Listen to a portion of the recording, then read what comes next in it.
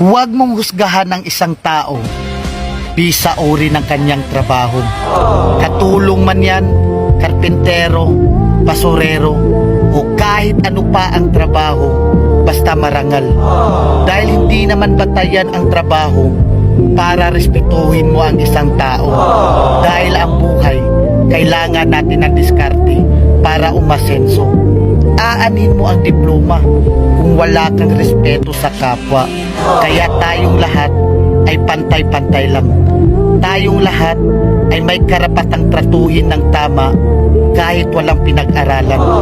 Tandaan natin, kahit ano pang kurso ang natapos mo, kahit ano pang diploma ang hawak mo, kahit mayaman o mahirap ka lang, lahat tayo kapag namatay, iisa lang ang titulong diplomang nakaukit sa lapida natin.